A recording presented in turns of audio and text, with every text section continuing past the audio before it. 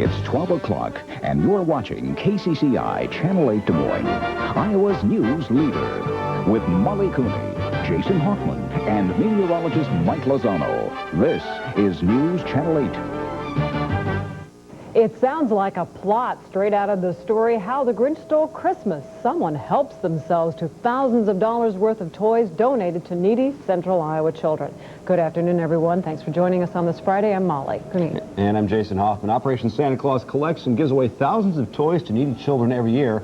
But this year, a thief has made off with over $10,000 worth of donations. News Channel 8's Michelle Parker is live at the Target store at 2309 Euclid Avenue. Michelle, do police have any suspects, and when did this happen?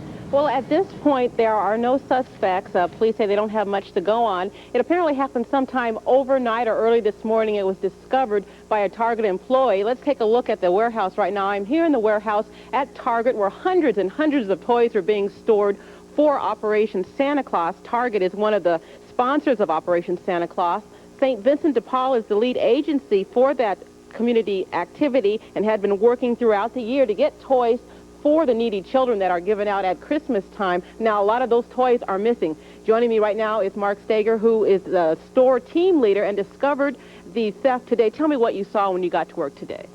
Well, Michelle, when I got here this morning and was in the process of opening up for business, we noticed that the back door to the warehousing facility here had been pried loose, and they were able to get in through the bottom of that door. What did you think when you found out someone had broken in and actually taken some toys? Well, my first reaction was I was angry because I can't understand why someone would want to steal toys meant for the needy people at Christmas time. Yeah. And you can't imagine, can you imagine what they would want to do with them? I sure can't. You know, I sure don't see them being able to sell them on the street or return them to Target. Okay, thank you very much. Of course, police are investigating this, but as I said, there are no suspects. Operation Santa Claus serves up to 2,000 families a year, giving toys and food to those families.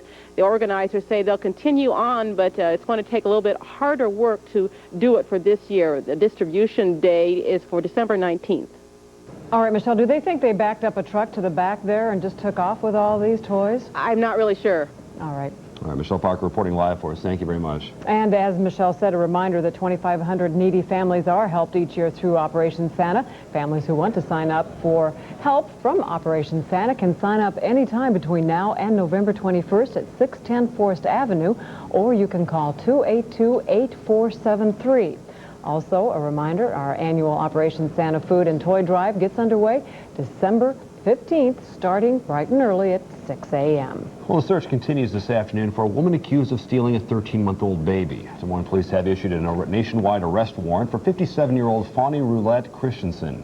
The police believe Christensen took her grandson, 13-month-old Neil Beebe. Polk County officers arrested the Beebe's parents Sunday, and Beebe handed Beebe over to Christensen.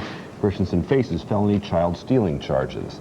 Well, it seems like it's only a matter of time before the U.S. launches a military strike against Iraq. But President Clinton says there still is time for Saddam Hussein to avoid a confrontation. Lee Cowan has the latest from both Washington and Baghdad on the showdown in the Gulf.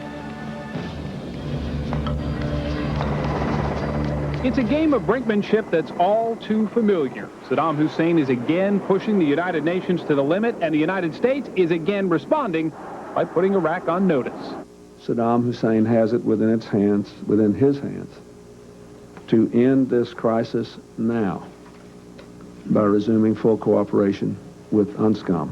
But this time, the political temperature in the Middle East has changed. Diplomacy is silent. Some Arab nations who have sympathized with Iraq before are not willing to do so this time around. Saddam Hussein may be a lone voice in an increasingly tense wilderness.